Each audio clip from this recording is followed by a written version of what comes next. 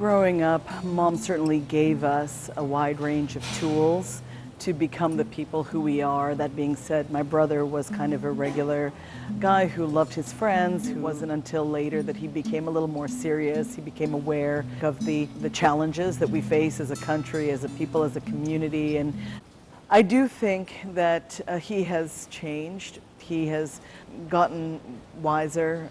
But I would say that in terms of his relationships, who he is as a man, how he communicates, the things that he values, I think he has remained remarkably unchanged, actually. He will not miss, frankly, the intensity of the spotlight of recent years. I think that he'll continue working. He'll write, he'll speak, and hopefully he'll get some rest.